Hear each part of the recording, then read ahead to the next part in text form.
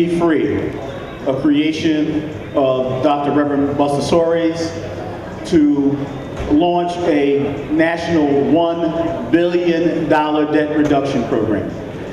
We're trying to make certain that we improve the economic conditions of our people by self-help. We've got chronic diseases.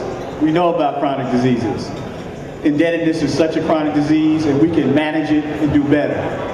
It's my pleasure now to introduce a visionary, a man who has been so involved in social change, who's committed to the uplift of this community and the world internationally, Reverend Dr. Deforest Soaries. All right. You're like you brought my choir with me down here. Listen, thanks to Jerry. Jerry filled some large shoes. You know, Donald Tucker was our pioneer, our hero, our founder, and often movements that lose their leadership lose their movement.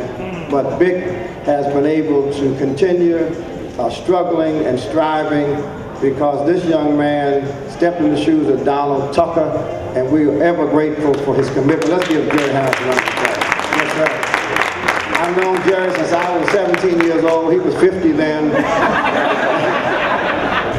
And I've caught up with him somehow. Last Monday I was in Washington, Wednesday I was in Indianapolis, tomorrow I'll be in Kentucky, Monday Brooklyn, and I'm moving around the country in response to the demand that people have placed on my life to help our people get out of debt. Now the fact of the matter is, what we're talking about will not solve all the problems in America.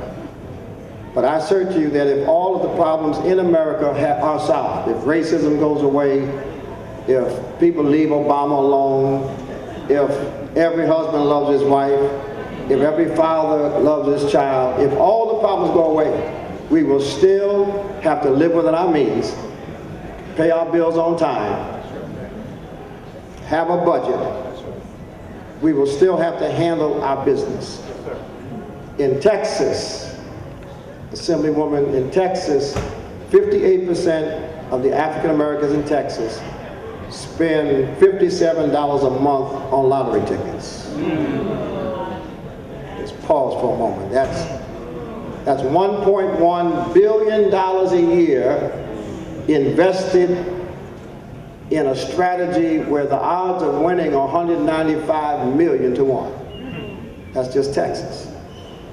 In America, 54% of our people either have no bank account at all, or we have a bank account, but we still use check cashing joints.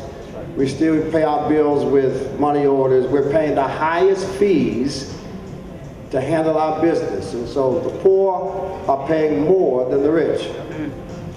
35% of African Americans either have zero net worth or negative net worth. And those of you who know anything about me know that I'm well steeped. I've been well trained and taught on how we got here. I know how we got here. I know about the slave ships. I know about Jim Crow. I know about Plessy versus Ferguson. I know how we got here. But I promise God I'm not going to spend the rest of my life reminding people how we got here. I'm going to spend the rest of my life trying to help us get out of here. And what we discovered at our church was that many of our PhDs didn't know what a FICO score was. We had a Dr. Mayor Smith who thought FICO was a puppy dog. I asked him, what's your FICO score? He said, I don't have one. What we learned at First Baptist was that many of us wanted the banks to lower our interest and our monthly mortgage payments while we're paying $250 a month on pay-per-view. Hard to tell a bank, I can't afford to pay my mortgage and I'm spending $250 on entertainment. Come on. At First Baptist, many of our members were complaining because so many immigrants were buying up real estate in our neighborhood, but if they gave it to us, we couldn't afford to fix it up. And so we decided in 2005, and CNN decided it was worth putting on international television, that we were going to struggle for quality education, which we do, struggle for economic justice, which we do, but there's some things we can do for ourselves. We can save our money, live with our means, buy some insurance, and leave something for our children so the church doesn't have to pay for our funeral. what we decided.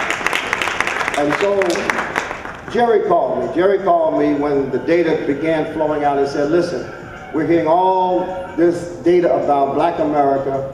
What are we going to do in New Jersey? And I said, Jerry, all I can do is give you what we've done in our church. I've written down our strategy.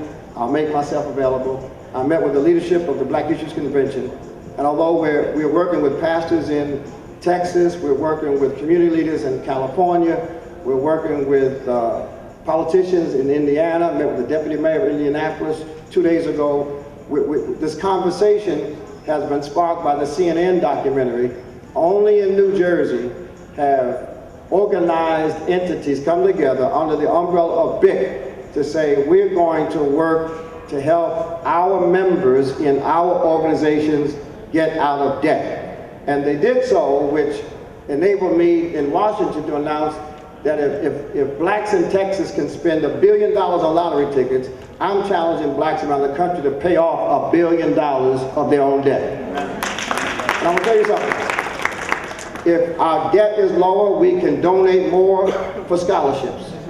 If our debt is lower, we'll have more disposable income to get together to buy up real estate and invest together. When our debt goes down, our assets go up. And so I am on a mission like I've never been before. A mission to help our people become what I call dFree. No debt, no delinquency, no deficit, pay as you go, pay your bills on time, live within your means so that we can go to deeds, own some real estate, deposits, have some savings, and dividends, make some residual income. That's what dFree means to me. And so this $1 billion challenge is now being launched by the Black Issues Convention of New Jersey. And I'm proud now to be from New Jersey, to be the former Secretary of State of New Jersey, to travel around the country and say that my people in New Jersey, under the banner of this only black convention left in the country, has decided to pay off $30 million worth of debt through all of the member organizations under the umbrella of BIC. I thank God for Jerry's leadership. I thank God for the executive committee, and we're here to start serving you right now. God bless.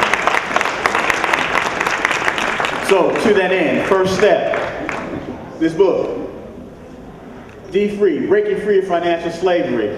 All weekend, we've been selling them here, all right? Reverend Soaries is here. He'll autograph them. We want you to buy them. Don't just buy them and put it on the shelf, read it. Saturday morning, 9 a.m., we will feed you a little breakfast.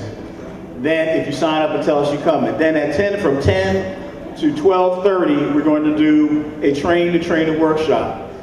Brooke Penix will be walking us through the basic concept of the strategy for the campaign, find out what's worked at First Baptist, do a little work about how we need to tweak the model so that our member organizations can become involved, and then the folks who come to this training will now then become the apostles. It'll become their job to go out and infect other people with this mission and notion. So I know, we're going to have dinner tonight. Some of y'all going to want to sleep in late. Some of you got other things you had planned to do.